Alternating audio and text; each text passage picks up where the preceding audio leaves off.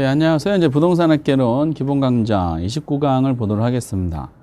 29강의 주제는 그 내용상으로 이제 그 부동산 금융론이 있습니다. 금융론은 기본 한 4-5문제가 출제를 해요. 근데 주제별로 이제 말씀드리면은 이제 항상 나오는 부분이 이제 대출과 연관되는 것은 항상 출제를 합니다.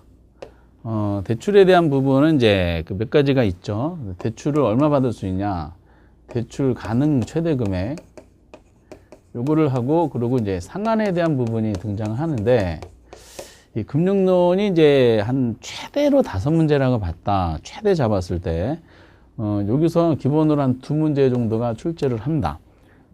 굉장히 비중이 높죠. 그리고 이제 두 번째가 이제 28회 때는 안 나왔기 때문에, 올해 나온다고 보는 부동산 투자 신탁. 이 부분이 이제 출제를 이제 많이 하죠. 부동산 투자 신탁. 그리고 이제 세 번째 내용은, 요거는 이제 28회 때 안 나오게 꼭 나온다고 보면은 두 가지만 하더라도 이제 그 5문제가 최대라 그러면 이제 거의 60%가 여기서 나오고요. 그리고 이제 채권 유동화. 유동화 제도는 뭐 매년 나온다는 보장은 없지만은 어쨌든 이제 이 세 가지가 가장 확률이 높습니다. 그래서 이것만 보더라도 3.5문제가 출제된다라고 보시면 되겠어요. 아주 유명하죠. 그 다음에 이제 부수적으로 나오는 부분들이 한국주택금융사. 한국주택금융사가 이제 뭐 가끔 나옵니다. 가끔. 그리고 이제 그리고 프로젝트 파이낸싱이고, 그 전체적으로 이제 부동산 금융의 기본 개념들이 이제 등장을 하죠. 개념 등장하고, 그 마지막은 이제 시사성 있는 문제가 가끔 나오는데, 이 시사성 있는 것까지 저희들이 이제 대비할 수는 사실상 없어요. 그래서 항상 처음에 정리할 때는 3가지 위주로 정리하시다가, 물론 이제 들어가기 전에 이제 부동산 금융이 전반적으로 어떤 구조인지를 이제 약간 확인하는 식으로 하고 나서 이 금융사 부분하고 이제 PF에 대한 부분은 기출문제 나온 정도만 봐도 되는데, 다만 이제 금융사 부분은 기출문제가 많이 없어요. 10년치 보면은 10년치 안에 기출문제 확인되는 게 뭐 지문까지 포함해도 한 3개 정도밖에 안 되는 것 같고요. 이 PF 내용은 이제 기출문제 나온 것만 보셔도 이미 우리 시험 수준에 나올 것은 충분히 다 언급이 돼 있어요. 그래서 결과적으로 이제 요거를 내용으로 잘 공부하시다가 나머지 내용은 기출문제 해가지고 정리하시면 되실 것 같습니다. 시사성 있는 거는 하지 마세요. 여기까지 그 광범위한 금융론에서 어느 게 나올지 모르니까. 그래서 이런 부분인데 다시 말씀드리면 3가지를 잘 정리해 주시는 것이 기본적으로 이제 5문제가 나왔을 때 서너 문제를 맞출 수 있는 아주 중요한 요인이 된다라고 언급해 드리겠습니다. 금융론은 우리 책은 363페이지부터 이제 진행을 하게 되는데, 이제 금융과 관련되는 기본적인 거를 잠깐 언급해 보면은 그 용어들에 대한 설명을 이제 하게 돼요. 바로 밑에 이제 금융이라는 단어 해놓고, 금융이란 자금을 융통하는 거를 말한다라고 설명이 돼 있어요. 그 자금을 융통한다 줄여서 이제 금융 이렇게 표현하게 되는데, 돈을 빌려주는 사람을 이제 우리가 대출자라 그럽니다. 이 대출자가 나왔을 때 좀 헷갈려하는 부분들이 좀 많이 있어요. 대출자는 돈을 이제 빌려주는 사람입니다. 은행을 말하는 겁니다. 돈을 빌린 사람이 아니에요. 그래서 대출자하고 비교되는 게 차입자라는 사람이 있습니다. 그래서 요거는 아주 출제자들이 생각하지 못한 부분에서 오답이 발생하는 경우를 이제 왕왕 봤습니다. 그래서 대출자는 항상 은행을 생각하시면 됩니다. 돈을 빌려주는 사람 이렇게 생각하시면 되고, 그 뒤에 나오는 거지만은 어차피 잠깐 논한다 그러면은 그 대출원금이라는 게 있어요. 대출원금, 저당원금, 뭐 대출제, 그 융자원금. 그 비교되는 게 대출잔금, 뭐 대출잔액, 융자잔액, 뭐 저당잔금 이렇게 나옵니다. 돈을 꿔준 돈이고 이제 갖고 난 나머지 돈은 대출잔액이 되겠죠. 근데 이걸 논하는 이유는 우리가 이제 뒤에서 언급하겠지만은 이자액을 구해야 돼요. 이자를 구할 때는 항상 어디다가 요 대출 잔금에다가 이자를 곱한다는 거. 이자를 구하기 위한 이자를 항상 대출 잔액에다 적용한다는 거 잊지 마셨으면 좋겠습니다. 그리고 이제 그러니까 용어적인 면에서 앞에서 우리가 투자론에서 이 부채 서비스액이라는 거를 공부하셨었어요.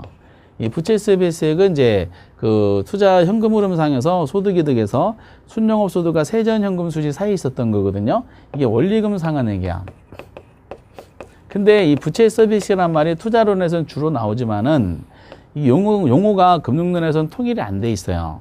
주로 이제 원리금 상환액이란 말을 많이 쓰고, 그리고 이제 같은 말을 저당 지불액이라고 표현하는 경우도 있습니다. 같은 말이다라고 이제 생각하시면 됩니다. 그리고 이거를 월부액이다 또는 월부금이다라고 표현한 적이 있었어요.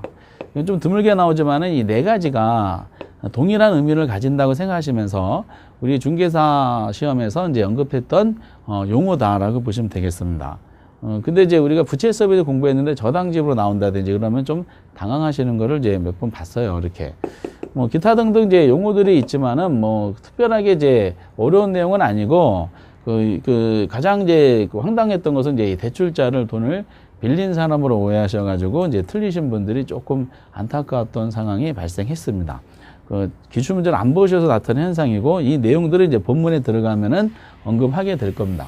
우선은 이제 부동산 금융의 기본 개념을 한번 잡아보고 여기서 필요한 걸 약간 한번 건드려 보도록 하겠어요. 밑에 부동산 금융의 의의라고 나온 것은 뭐냐 참고하세요. 안 보셔도 되는데 우리 시험에 관계되는 거를 한번 정리해 보도록 하겠어요.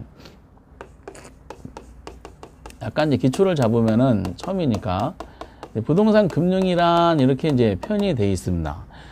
부동산 금융이란 이제 페이지 363페이지를 보시면은 나와 있죠. 그 부동산 금융에 대한 내용 363페이지. 약간 이제 그 뒤에 있는 것도 끄집어낼 필요가 있는 것은 확인해 보도록 하겠습니다. 부동산 금융이란 이제 부동산을 구매하거나 구입하거나 부동산을 개발할 때, 구매하거나 부동산을 개발할 때 이제 필요한 자금, 필요한 자금을 이제 필요한 자금을 융통 또는 조달. 우선 이렇게 적어놓고 하는 것을 말한다라고 이제 우리 시험에 맞춰서는 이렇게 정의 내려도 큰 지장이 없을 것 같아요. 대충 써본 다음에 이 정의를 통해서 이제 그동안에 나왔던 걸 아까 확인해 봤을 때 부동산 금융의 분류가 좀 들어갑니다. 그 363페이지 보면 중간에 양가로 3번이 있죠. 부동산 금융에 이제 종류가 있어요. 이제 이 종류가 물론 이것만 종류가 있는 것은 아니고 이제 부동산 종류에 따라 구별하는 겁니다. 부동산이 붙였으니까 부동산의 이제 종류에 따라서 부동산 금융의 종류를 이제 구별하는 방법에 의하면은 가장 기본적인 게 이제 토지 금융이 있겠죠. 그럼 토지 금융이라는 것은 이제 토지를 구매하거나 개발할 때 필요한 자금을 이제 조달하는 거 이렇게 해석할 수가 있고요. 그리고 또 하나가 이제 주택금융이 있겠죠. 똑같이 이제 주택금융이란 주택을 구매하거나 개발할 때 필요한 자금을 조달하는 거 이렇게 할 수가 있어요. 근데 결과적으로 우리가 주로 논하는 것은 부동산 금융의 이제 기본 논리가 주택금융을 가지고 주로 논하는 것입니다. 그래서 주택금융의 큰 목적은 모든 국민들의 주거 생활의 안정을 도모하고자 하는 게 목적이거든요. 그러니까 이제 내용적으로 보면은 그래서 이 전체적으로 보면 주택금융의 주종이다라는 식으로 이제 표현이 되고 있습니다. 주택금융. 결과적으로 개인적으로 이제 부동산 금융이라 하지 말고 그냥 시험 범위를 주택금융이라고 타이틀을 해놓으면은 좀 그 범위가 명확할 텐데 조금 이제 부동산 붙이다 보니까 너무 좀 넓은 것 같아요. 어쨌든 이제 그 말이 설명돼 있죠. 주택금융이 이제 부동산 금융의 주종이다 설명돼 약간 체크하면 되고요. 그러다 보니까 363페이지는 바로 이제 주택금융으로 들어가고 있고요. 주택금융 의의는 읽으실 내용은 없고 밑에 주택금융의 종류가 나옵니다. 그러니까 요거는 이제 어떻게 구분하는 거냐면은 부동산 금융을 분류할 때 부동산 종류에 따라서 토지금융과 주택금융 구별되는데 주택금융 중요하다 그런 겁니다. 그럼 대출 대상에 따라 구분하는 방법이 있어요. 대출 대상에 따라서 구분하는 것이 요거죠. 부동산을 구매하거나 부동산을 개발할 때 이렇게 표현하죠. 부동산을 구매할 때 필요한 자금을 조달하는 것을 소비자 금융이라고 그러고요. 소비자 금융이라고 그러고 개발할 때 필요한 자금을 이제 공급자 금융이다라고 이제 이건 대출 대상에 따라서 이제 주로 논하는 겁니다. 근데 이거를 주택금융으로 국한시킨다 그러면은 이게 주택금융 논하면 소비자 금융이 이제 주택 소비 금융입니다. 주택 소비 금융. 그래서 이제 주택 소비 금융이란 개념 정의할 때 이제 소비자 금융으로 마무리 져요. 그리고 공급자 금융은 주택 개발 금융이다라고 표현하죠. 때문에 주택 개발 금융을 논할 때는 이것도 마무리를 공급자 금융이다라는 걸로 마무리 짓습니다. 그 대출 대상에 따라서 소비자 공급자금 나눴을 때 주택금융으로 이제 연결시키면 주택 소비금융과 개발금융이다. 그럼 대상이 나오죠. 주택 소비금융은 주로 이제 무주택자를 대상을 하는 거겠죠. 주택이 필요한 사람. 그리고 개발금융 건설회사를 대상을 하게 될 겁니다. 개념상으로 보면 그 다음 페이지 이제 보시면은 304페이지에 주택 소비금융에 대해서는 이제 꼭 기억하실 단어가 있어요. 첫 번째 줄은 뭐 그렇다 치더라도 바로 밑에 줄에 주택을 담보로 해서 자금을 대출해 주는 거, 그거 꼭 줄을 쳐 주셔야 돼요. 주택을 담보로 제공해서 하는 거요. 뭐냐, 은행에서는 그냥 빌려주지 않을 거 아니에요. 그 은행에서는 이제 주택을 구매하고자 하는 사람한테 당신이 구매하고자 하는 주택을 우리한테 담보를 해달라. 그래서 주택 소비금융은 무슨 금융이냐? 담보금융이 되는 겁니다. 근데 이걸 어떻게 내냐면은 주택을 신용을 담보로 대출해 준다, 이렇게 출제한다는 거야. 신용을 담보로 하진 않죠. 은행에서 뭘 믿고 하겠어요. 아무것도 잡지 않고 돈을 빌려주면 갖고 튈 수가 있으니까. 그래서 당신이 매입하고자 하는 주택을 담보로 해가지고 우리한테 돈을 빌려라. 이게 주택 소비금융이다라는 논리죠. 그래서 거기 주택을 담보로 자금 융자하는 거다라고 설명이 돼 있고, 그리고 이제 보통 바로 밑에 대출 조건은 장기절이고 대출은 일시불로 하고 분할 상환한다, 이런 형태는 뭐 크게 드문 케이스지만은 잠깐 알아두셔야 됩니다. 근데 밑에 개발금융이 있죠. 개발금융은 거기에 나온 것처럼 이제 건설을 촉진하고자 하는 그 목적하에 어쩌고저쩌고 설명이 되어 있습니다. 그러니까 이거는 주택을 건설할 때 필요한 자금을 조달하는 거다. 그래서 이거는 건축대부라 그러죠. 건축대부다. 요거는 이제 저당대부라 그러고 건축대부다라고 얘기합니다. 약간의 이제 차이를 논한다, 굳이 논한다 그러면은, 나중에 개발론과 약간 연결시켜서 봤을 때, 그 소비금융은 이제 대출을 일시불로 해주는 거죠. 근데 개발금융은 대출을 단계별로 해준다는 기본적인 약간의 차이는 있습니다. 그리고 이제 상환을 할 때, 상환은 이제 그 단계별로 상환하죠. 단계별, 그러니까 장기로 분할 상환하는 거죠. 장기로 이제 분할 상환하고, 근데 이제 그 개발금융은 공사 완성과 동시에 일시불로 상환하게 돼 있어요. 요 구조는 이제 그냥 갖고 가시고, 그 금리를 다 따졌을 때 상대적으로 소비금융이 공급자 금융이 이제 개발금융보다 상대적으로 저립니다. 위험이 크기 때문에 상대적 고리다라고 이제 참고하시기 바랍니다. 상대적인 개념이에요. 뭐 그냥 절대적 개념이 아니라. 그래서 어쨌든 이제 그 중요한 것은 주택 소비금융이란 주택을 담보로 해서 주택 구매에 필요한 자금을 조달해주는 소비자 금융, 이렇게 연결시키면 되고, 주택 개발금융이란 주택 건설에 필요한 자금을 조달해주기 위한 공급자 금융이다. 그래서 항상 소비금융은 마무리를 소비자 금융으로 연결시키고, 개발금융은 공급자 금융으로 연결시키는 그러한 이제 내용을 그대로 가져주시기 바랍니다. 그리고 3번에 양가로 3번 보면 그래, 그런 주택금융이 있더라. 주택금융의 기능이 약간 설명이 되고 있어요. 주택금융의 기능에 대해서는 일부러 공부하실 필요는 없고요. 좋은 말이 나오면 다 기능입니다. 거래 활성화, 내 집 마련, 그러니까 자가주택 공급 확대, 경기 조절, 그리고 항상 나오는 마지막 단계가 주거 생활의 안정, 이런 식으로 이제 연결이 됩니다. 그래서 이런 기능이 있다는 정도만 알아두시면 돼요. 다 좋은 말이니까. 뭐 지문으로 가끔 나와요. 가끔 나오는데 정답으로 체크하지는 않아요. 설마 이렇게 내겠어요? 주택금융은 무주택자들로 하여금 내 집 마련의 기회를 더 멀어지게 한다. 황당한 문제잖아. 그리고 주택 거래를 이제 부진하게 한다. 이상한 지문이잖아요. 경기 조절을 더 어렵게 한다. 이 말이 안 맞아. 그래서 공부 안 하셔도 맞히는 내용입니다. 그리고 이제 365페이지 보면 주택 자금이라고 나왔을 때 거기 주택 도시기금에 대한 설명이 나오는데 이거 작년에 한번 나왔어요. 시사성 있는 문제 중에 하나인데 역사적 처음 나온 겁니다. 그냥 보지 마세요. 이런 내용 보시면은 이제 눈이 황당해요. 이것까지 다 암기한다는 것은 사실상 의미가 없는 것 같아요. 그래서 거기 365페이지부터 시작해서 어디까지냐면은 이제 370페이지까지는 보지 마세요. 370페이지까지 과감하게 이제 생략해 주시기 바랍니다.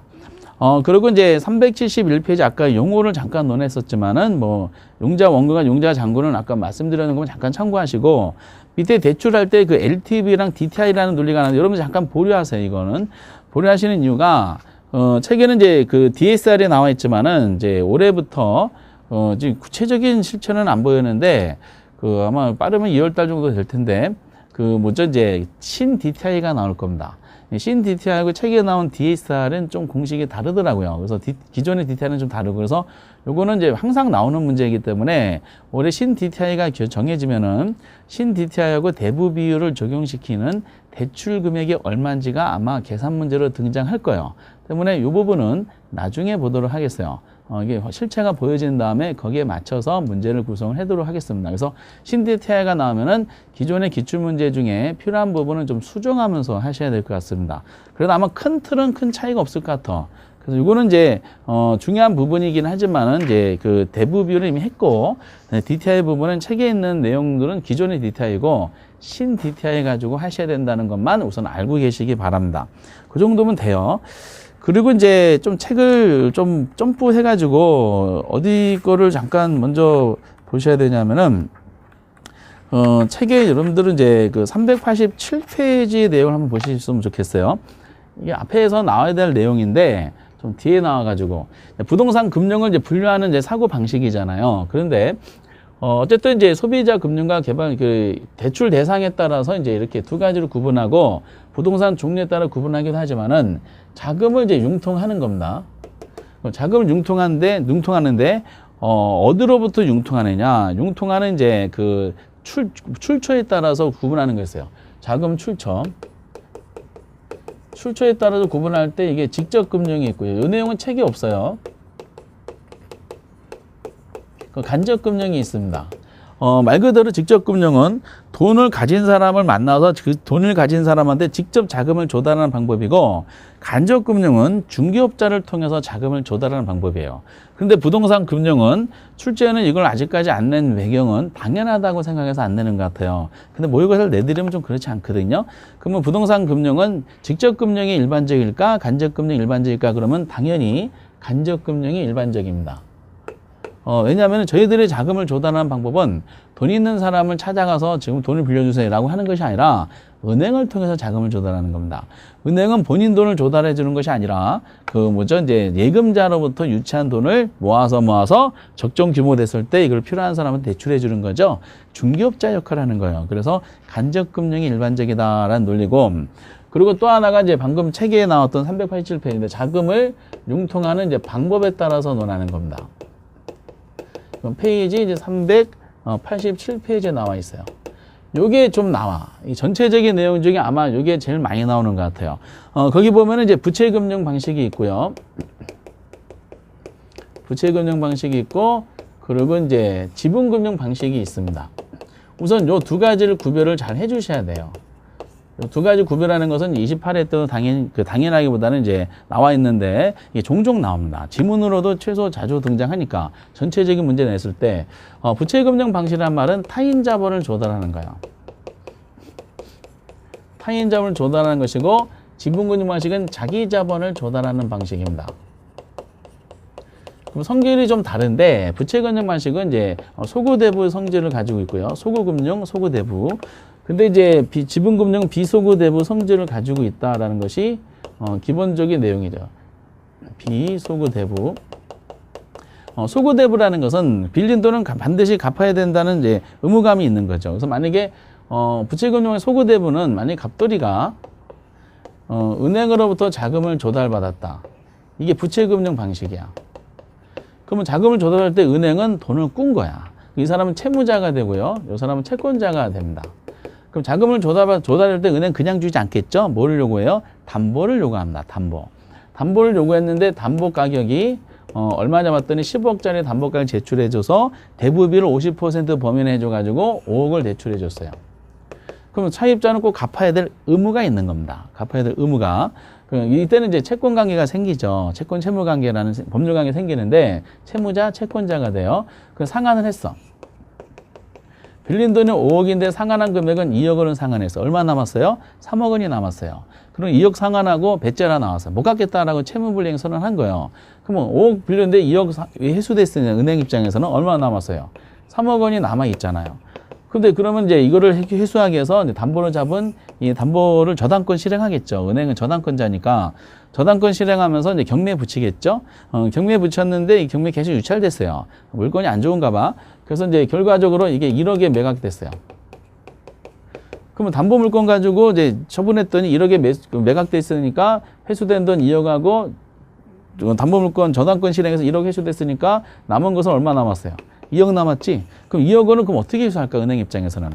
이때 은행은 채권이 지금 빌려준 채권이 그 지금 이제 담보로도 담보 능력으로도 안 된다. 그래서 채권을 확보하기 위해서 이 법원의 담보가 채권보다는 이제 부족하다. 그래서 부족분 판결을 받아요. 은행 그 법원으로부터. 그래서 이 나머지 돈을 2억을 회수하기 위해서 차입자인 갑돌이한테 다른 재산에 압류가 들어옵니다.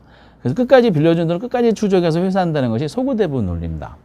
우리가 이제 부채금융 그런 성질을 가지고 있어. 막 딱지부터 그래서 이게. 근데 이제 지분금융은 비속어란 말은 이제 이런 성질을 가지고 있는 게 아니에요. 비속어는 만약에 갑돌이가 은행으로부터 이제 지분금융 방식으로 자금을 조달받았다. 그럼 이때는 돈을 꾼 것이 아니야. 지금 투자자가 이제 갑돌이라는 자금을 조달받고자 하는 사람이 하고자 하는 투자 사업이 있어요. 투자 사업이 있는데 이제 이 사업이 괜찮다고 판단해서 이 은행은 투자자가 되는 거야. 그리고 이제 갑돌이라는 사람은 자금 조달받은 자금을 운용자가 됩니다. 대충 이제 이런 거는 이해를 못 하셔도 되고요. 자금 운용자가 돼. 그런데 이제 이 사람이 자금을 조달받은 돈이 이제 돈을 꿔준 것이 아니라 자금을 같이 투자한 내용이 되다 보니까 이 사업이 한 1조를 자금 투자했어요. 은행이 예를 들어서 열심히 일을 했는데 이 사업이 실패했어. 실패해서 잔존 가치가 이제 남아있는 것이 10억이 남아가지고 은행은 10억을 회수됐어. 1조에 10억 회수됐으니까 나머지 금액이 있어야 될 거 아니에요. 나머지 금액을 이제 회수해야 되는데, 그러면 그 은행은 그럼 갑돌이의 다른 재산에 압류 들어올 수 있느냐? 그러지 못합니다. 이거는 돈을 꿔준 것이 아니라 투자한 거기 때문에 남아있는 잔존 가치 범위 내에서 회수되는 것이지 갑돌이의 다른 자산에 압류 들어올 수 없다. 이것이 비소구다라는 거죠. 때문에 이제 지분금융 방식은 은행 입장에서는 담보 없이 돈을 빌려주는 거기 때문에 굉장히 위험도가 클 수밖에 없는 상황이 되는 것이죠. 어쨌든 이제 이게 잠깐 언급해드린 이유가 부채금융 방식이 비소구고 지분 방식이 소구대부 성질이 일반적이다라고 해가지고 엇박자를 출제하는 경우가 있기 때문에 말씀드린 것인데 여기서 제일 중요한 것은 이런 것이 아니라 거기 보면은 이제 지분금융 방식의 종류가 있어요. 이 종류를 암기를 해 놓으셔야 돼. 나머지는 다 부채금융 방식이다라고 판단하시면 되실 것 같아요. 그래서 거기에 387페이지에 지분금융 방식에 보면은 세 번째 줄 끄트머리부터 나오죠. 부동산 투자회사법상에 나오는 부동산 투자신탁이 나오고, 그리고 이제 자본시장 금융투자업법에 따른 법률에 따른 부동산 간접 투자 펀드가 나오고요. 그리고 공모한 증자에 있고 신디케이션이 있고 조인트 벤처가 있어요. 작년에 신디케이트하고 조인트 벤처가 지분 금융 방식을 아느냐를 물어봤어요. 그러니까 그 종류만 아시면 돼요. 부동산 신디케이트가 있고요. 이 내용이 뭔지는 몰라도 돼요. 지분 금융 방식이다라고 아시면 됩니다. 조인트 벤처. 그리고 부동산 투자회사법상에 나오는 부동산 투자 신탁. 부동산 투자 신탁이 리츠라 그러죠. 리츠, 한글로 리츠. 그리고 이제 그 법은 똑같은 간접 투자 방식인데 법이 달라요. 이건 투자회사법상의 간접 투자 방식이고, 자산 좀 길어가지고 자본시장과 금융투자에 관한 법률상에 이제 자본시장법이라 그러죠. 이거를 이제 부동산 간접 투자 펀드인데 그냥 부동산 펀드라 그러겠습니다. 펀드. 그리고 이제 이거는 다 투자를 받는 거야. 공모든 사모든 최근 공모한 증자만 나왔죠. 어쨌든 공모한 증자다라는 식으로 해가지고 요런 식으로만 이건 지분금융 방식이 이런 종류가 있다는 거 아시면 돼. 신조리뽕 좀 주세요라 그러죠. 신조리뽕 좀 주세요. 그래서 신디케이션, 조인트 벤처, 리츠, 펀드 증자 받는 거. 그리고 나머지 거기에 부채금융 밑에 나오죠. 뒤에서 노란 이제 MBS 종류라든지 사채 발행하는 전부 다 부채금융 방식이다라는 겁니다. 근데 시사 쓰는 문제로 근데 그 다음 페이지 388페이지 보면 보충학습이라 그래서 신디케이션이 뭐고 조인트벤이 뭐라고 되는데 안 보셔도 관계없어요. 근데 이제 심화학습 매자닌 금융이라 나온 건데 그 내용을 다 읽을 필요 전혀 없습니다. 내용을 보실 필요 전혀 없고 거기 보면 다만 종류가 그 동그라미 이번에 전환사채 3번에 신주지수금 사채 두 가지는 기억해 주세요. 전환 이거 말고 더 있는데 어쨌든 전환사채하고 신주이수금 사채 동그라미 2번과 3번의 종류만 약간 아시면 됩니다. 그러니까 이제 이거는 부채금융 방식하고 지분 방식 두 가지가 쌍축이잖아요. 두 가지 성질을 동시에 가지고 있는 것이 매자닌이라는 겁니다. 매자닌 금융. 의미는 필요 없고 두 가지 성질을 다 가지고 있다라고 보시고 그래서 종류가 이제 전환사채하고 시험은 이제 신주이수금 사채가 나왔었죠. 이런 것까지 우리가 이제 공부할 필요가 있는지는 잘 모르겠어요. 신주, 인수권부, 사채. 그래서 이제 전환사채랑 신용삼사채, 이건 주식을 채권을 주식으로 바꿀 수 있는 이제 내용들이죠. 주식이 지분금융이고 채권이 이제 부채금융인데 두 가지 성질을 다 가지고 있다는 뜻이죠. 그래서 이런 이제 한 번밖에 안 나와서 참고하시되, 지금 요거는 꼭 알아두셔야 돼요. 반드시 이제 알아두시면서 이제 이런 형식으로 나온 지문을 확인하시면 되실 것 같아요. 그렇게 이제 그렇게 보신 다음에 이제 기본적인 논리를 다시 보면은 부동산 금융 이렇게 정의했을 때 종류별로 약간 논하는 겁니다. 그래서 종류별 토지금융과 주택금융이 중요하다. 그리고 가끔 가다가 아까 논했던 주택금융 기능이 언급되는 경우 있는데 정답 체크하는 것은 나오지 않는다. 그리고 이제 대출 대상에 따라서 소비자, 공급자 금융 구분되는데 이거를 주택금융이 중요하니까 주택 소비금융과 개발금융 나눠지는데 소비금융은 주택을 담보로 자금을 조달하는 소비자 금융이고 개발금융은 개발에 필요한 자금을 조달해주는 공급자 금융이다 라는 식으로 구분만 하시면 됩니다. 이런 약간의 구분, 요것도 뭐 거의 잘 내진 않지만은 그런 다음에 이제 대출 그 자금 출처에 따라 직접금융, 간접금융 구별되기도 하는데 간접금융이 일반적이다. 은행을 통해서 하니까. 그리고 조달 방법에 따라 부채금, 지분금 방식이 있고 중간적인 매잔이 있는데 지분 방식의 신조립봉 좀 주세요. 종류 요거 꼭 알고 계셔야 됩니다. 그러면서 이제 이 정도를 기억하면은 큰 무리는 아마 없지 않겠는가. 기본적인 원리를 잡았을 때 내용이다라고 말씀드리고, 그 다음에 이제 여러분들이 이제 꼭 공부하셔야 될 내용 중에 하나가 373페이지 보면은 대출 상한과 관계되는 부분이야. 큰 주제 중에 하나죠. 대출을 얼마 받을 수 있느냐 하는 것은 이제 신디테일가 실체가 지금은 이제 확정이 안 됐기 때문에 조금 기다리셔야 될 것 같고, 그럼 100% 나온다고 이제 보는 우리가 기다리셔야 될 문제고 준비를 제가 해놓도록 하겠습니다. 그 다음에 이제, 대출을 얼마 받으면 상환을 해야 돼요. 상환하는 데 있어가지고, 기본적으로 나오는 게 두 가지가 있어요. 상환할 때 적용되는 금리 있죠, 금리. 금리를 고정금리로 하느냐, 변동금리 하느냐, 뭐 이런 내용이 있고요. 그리고 이제 대출 상환 방법이 원리금 균등이냐, 원금 균등이냐, 체증이시냐 이런 논리가 이제 등장하게 돼 있어요. 근데 373페이지에 보면 이제 금리부터 나와 있습니다. 고정금리하고 이제 변동금리가 등장하게 됩니다. 373페이지죠. 고정금리. 고정금리하고 변동금리를 문제를 구성하다 보면은 대부분은 고정금리 쪽에서 이제 정답 체크가 나옵니다. 373페이지. 그럼 고정금리는 말 그대로 그 첫 번째 줄로 나오죠. 대출 계약 당시 약정한, 누가 약정했겠어요? 약정이란 말은 계약을 통해서 정했다는 뜻입니다. 줄여서 이제 약정 이렇게 하는데, 대출자 그 차입자하고 계약을 통해 정한 금리겠죠. 약정한 금리로 초기분 만기까지 원리금을 상환하는 방식이다라는 설명이 되어 있어요. 그거만 줄을 쳐주시면 되는데 그 말의 의미가 고정금리 정답이 나온다 그랬으니까 개념을 통해서 보면은 고정금리는 대출자, 차입자 약정한 거 있죠. 초기부터 만기까지 동일한 이자율을 적용하는 방법입니다. 말 그대로 이것을 우리는 고정금리다라고 얘기하는 거예요. 처음부터 끝까지 동일한 이자율 적용하는 거야. 동일한 이자율. 근데 이자율이 정확하게 얘기하면 이게 무슨 이자율이냐면은 명목 이자율이 되는 거죠. 근데 우리는 명목 이자율이란 말은 내지 않아 그냥 동일한 이자율 적용하는 거다라는 거죠. 근데 이제 요것이 이제 유명했던 지문이 있어요. 특징 중에 이제 유명한 게 한 가지 지문만 있는데, 금리를 변화시키는 시장 금리는 계속 변해요. 그 대출 금리가 고정적으로 묶여졌을 뿐이지, 보죠 이제 시장 금리 계속 변하게 일어나요. 근데 시장 금리를 변화시키는 원인이 되게 많을 거 아니에요. 근데 그 중에서 우리는 인플레이션만 가지고 논합니다. 근데 인플레이션에는 두 가지가 있어요. 예상한 인플레이션이 있고 예상치 못한 인플레이션이 있어요. 근데 대출자 입장에서 봤을 때 예상한 인플레이션은 신경 안 써요. 왜냐면 예상한 인플레이션은 이미 차입자의 대출 금리에 반영이 돼 있어요. 그러다 보니까 중요한 것은 예상치 못한 인플레이션이 되는 겁니다. 그러면은 이제 예상하지 못한 인플레이션으로 인해서 그럼 시장 금리는 끊임없이 변하거든요. 그럼 이자율이 변동이 돼. 이자율 변동 위험을 이제 고정금리에서는 전부 누가 부담한다? 대출자가 부담하게 돼 있어요. 대출자가 부담하는 구조가 이것이 이제 고정금리 제도에 대한 아주 유명한 특징입니다. 그때 요거를 이제 대출자가 부담하는 건데 이거를 차입자가 부담한다 이렇게 출제한 경우가 있다는 겁니다. 그런데 이제 고정금리 쪽이 왜 많이 나오냐면은 이 케이스가 두 가지가 있기 때문에 그렇습니다. 밑에 반가를 읽으면 시장금리가 상승한 경우랑 반가를 이번에 시장금리가 하락하는 경우가 존재하잖아요. 그 내용들에 대해서 이제 설정하시면 돼요. 이게 어려운 개념은 아니고 지금 대출금리가 고정이 되어 있다는 거야. 이건 당연히 고정금리에 대한 논리니까. 시장금리가 이제 있는데 시장금리는 계속 변화가 일어납니다. 근데 시장금리가 대출금리보다 낮아진 경우가 있을 수가 있을 것이고, 이게 반가로 2번에 대한 논리죠.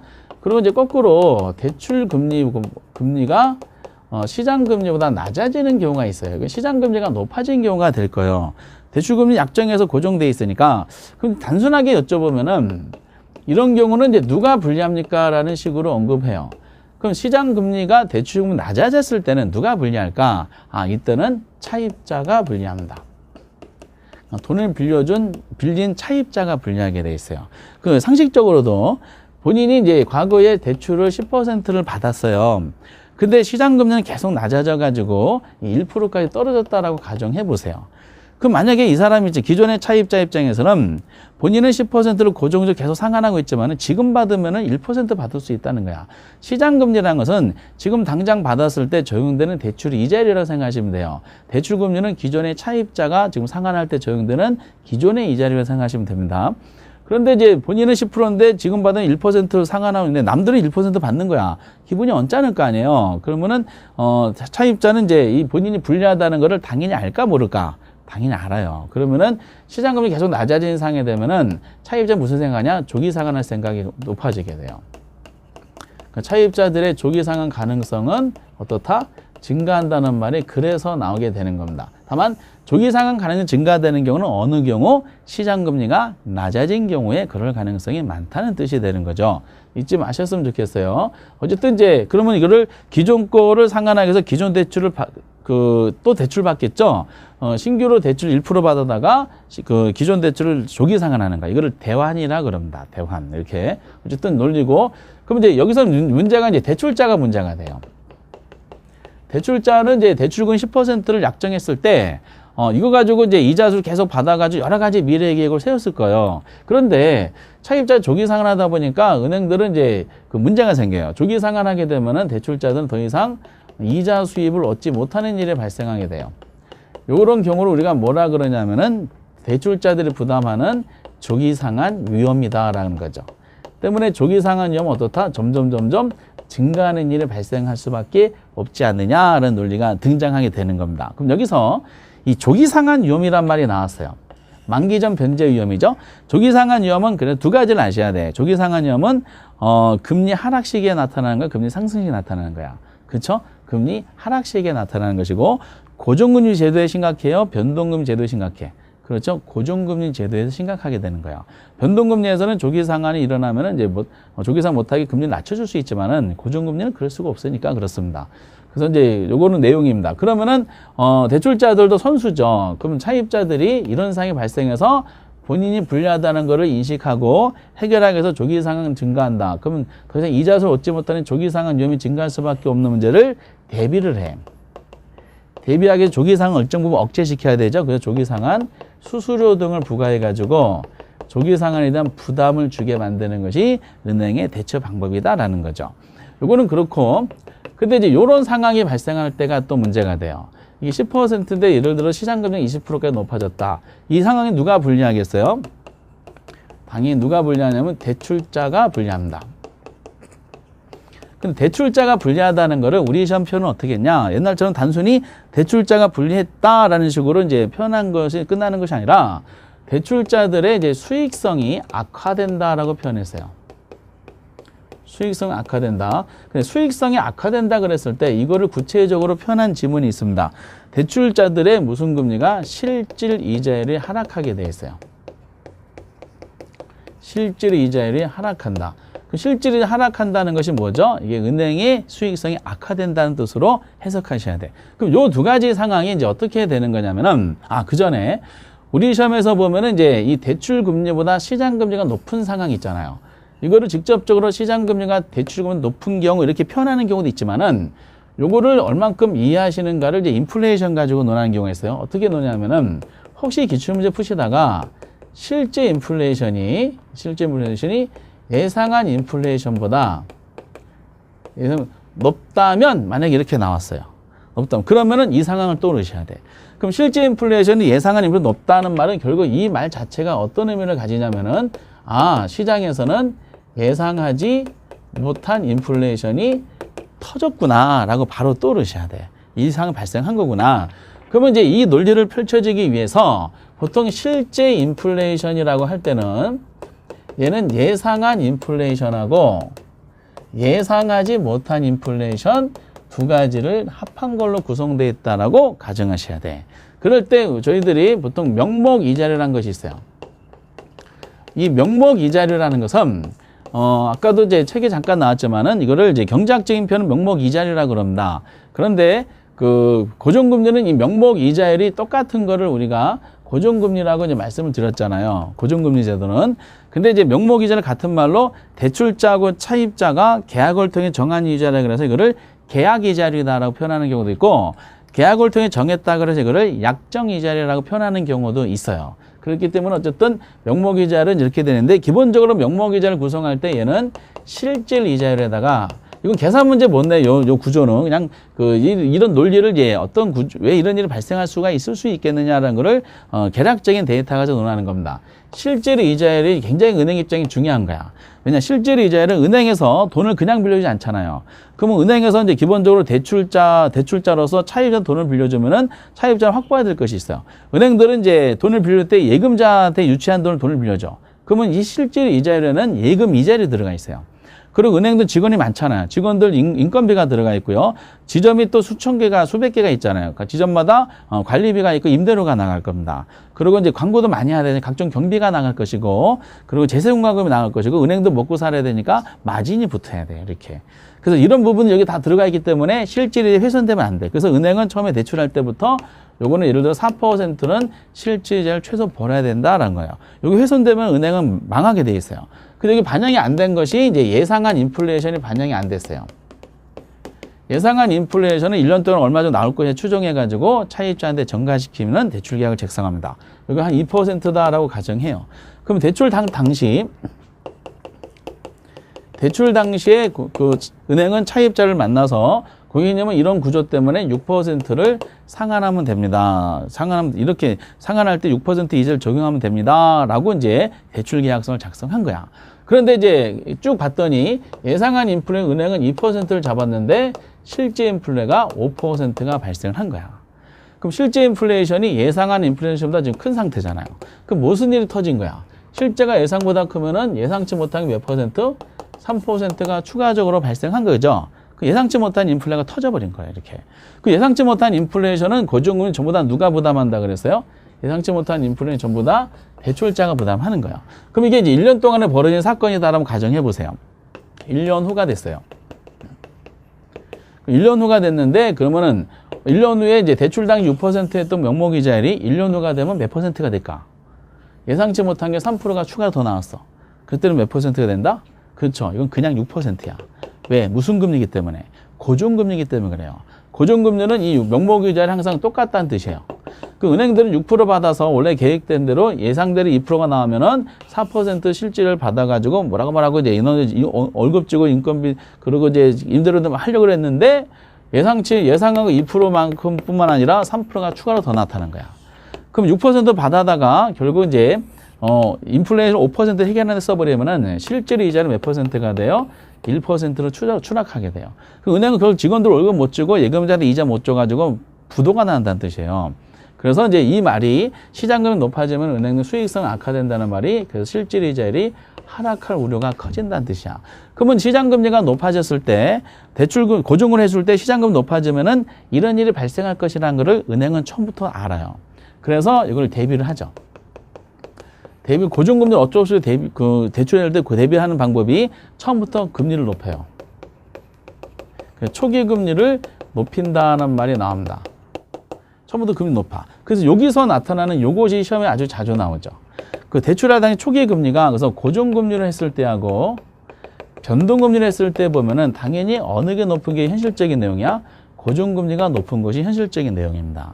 그래서 이런 걸 대비하기 위해서 좀 더 많이 금리를 잡기 때문에 그렇습니다. 이게 참 많이 나옵니다. 고정금리 더 높은지 아느냐. 그럼 여기까지 정리해 보면은 고정금리로 결과적으로 대출해주면 은행은 채권 관리가 어렵다는 게 확인이 됐어요.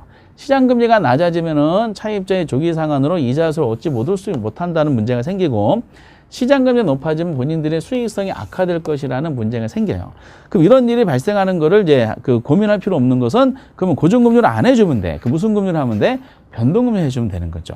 그래서 요 내용이 지금 어디까지냐? 374페이지 거기까지 설명이 되고 있는 겁니다. 고정금리까지. 뭐 내용 박스 안에 뭐 여러 가지 예를 들었지만은, 그리고 요 계산 문제는 낼 수 없는 상황입니다. 그래서 이제 이런 상황이 발생할 수도 있다라는 식으로만 하나의 예제로만 보시면 되겠고요.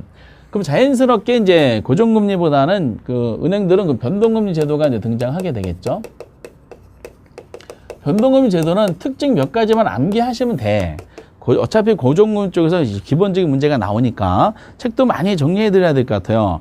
그래서 거기 변동금리 제도의 첫 번째 줄에 나오죠. 거기 이제 변동금리 제도라는 것은 별게 아니라 말 그대로 대출자금 차입자하고 약정된 지수에 의해서 금리 변동을 약정된 주기마다 변동할 거를 합의한 제도가 되는 거죠. 보통 3개월 변동금리가 많죠. 약정된 지수와 약정된 주기에 의해서 금리 변동 합의한 제도. 그래서 명칭 자체가 금리가 변동될 걸 합의한 거다라고 이제 언급이 돼요.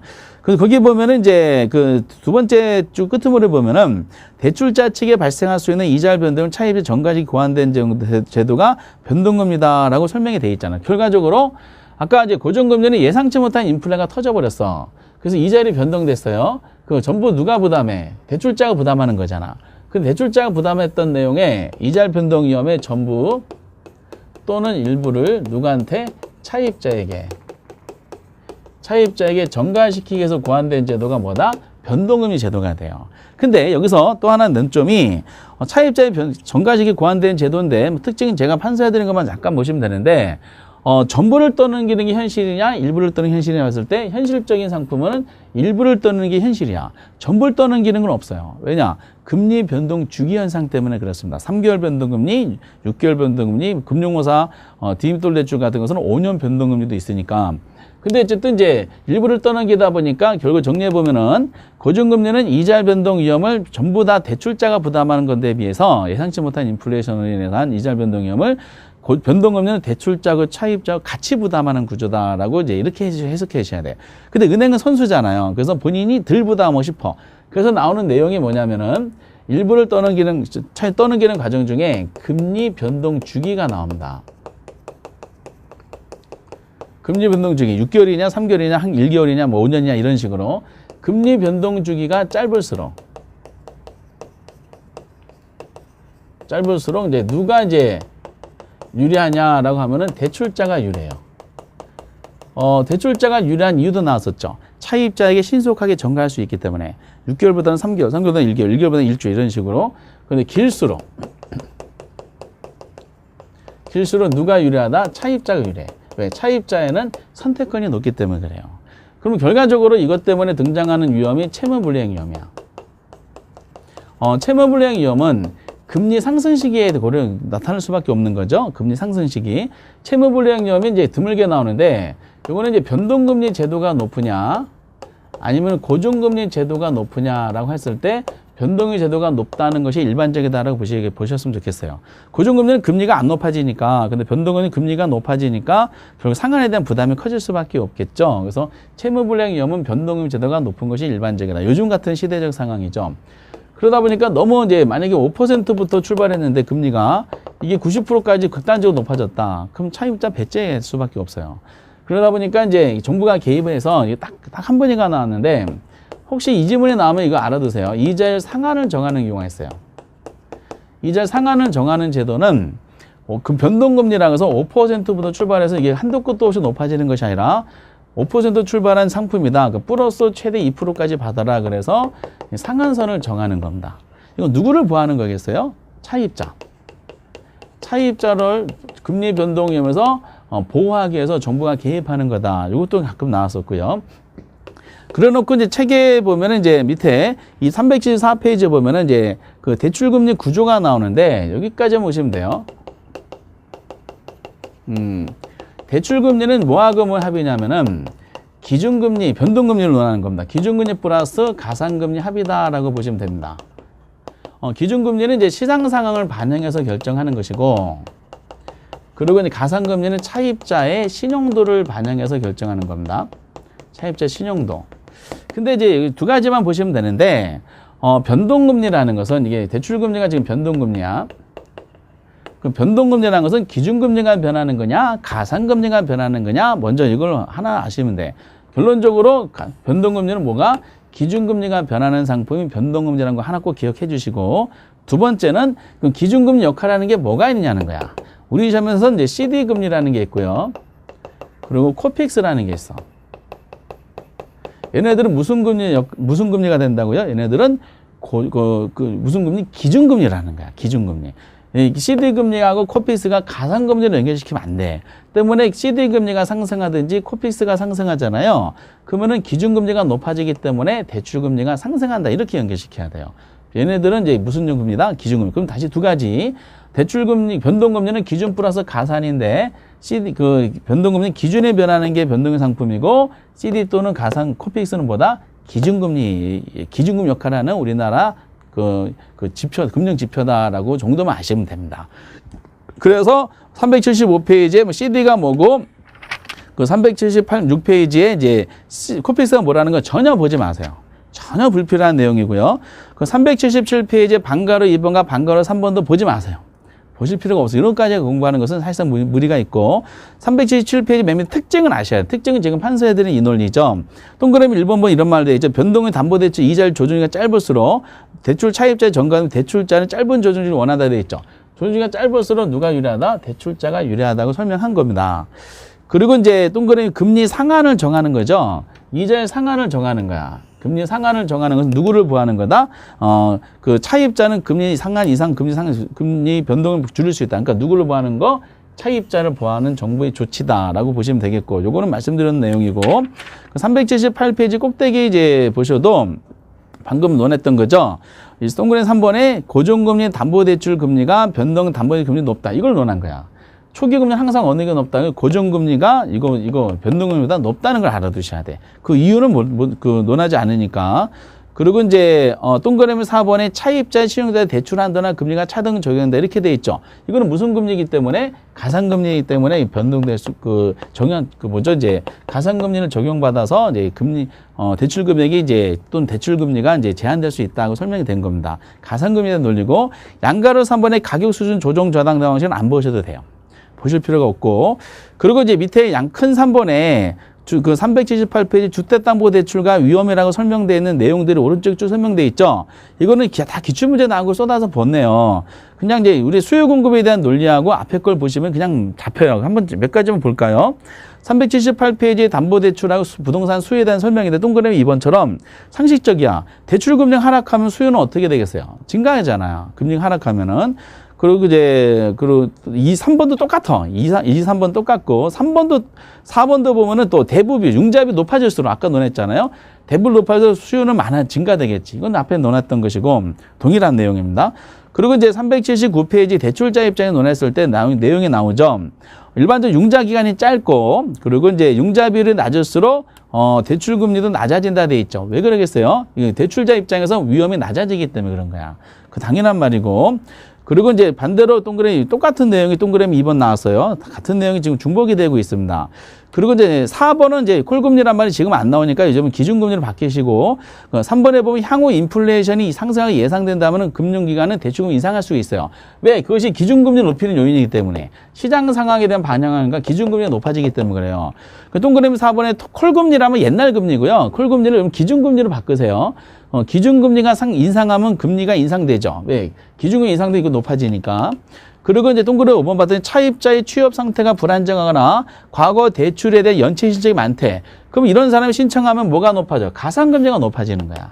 그럼 결국 이제 대출자의 그 내용을 보면 별게 아니라, 대출금리는 기준 플러스 가산인데, 기준금리가 높아지고 가산금리가 높아지면 대출금리도 높아지더라. 이걸 설명한 겁니다. 이렇게. 그래서 이제 379페이지 그 내용도 그냥 이런 거구나라고 참고만 하면 쭉 보시면 돼요. 앞에 투자론이라는 수용을 다 논했던 상황이기 때문에 그렇습니다. 그래서 이 금리적인 면은 고정금리 쪽으로 이제 두 가지 경우가 있기 때문에 두 가지 상황을 정확하게 보시는 것이 중요하고요. 변동금리는 이런 특징이 있다는 정도만 암기하시면 될 것 같아요. 이게 현실적인 이제 내용이죠. 그래서 고정금리하고 변동금리는 단독샷으로 낸다기보다는 전체적인 대출에 대한 기본 원리를 잡을 때 지문으로 이제 종종 들어가는 상황이다라는 겁니다. 그리고 변동금리는 암기사항이다 보니까 체크사항은 이제 고정금리 쪽에 두 가지 경우를 서로 엇박자로 내는 것이 가장 많다라고 말씀을 드리겠어요. 여기까지가 해놓고 그 다음에 이제 중요한 것이 뭐냐면은 대출 상한에 대해서 이제 금리가 아니라 방법에 대한 논리야. 대출 상한 방법이 이제 유명한 380페이지부터 쭉 진행이 됩니다.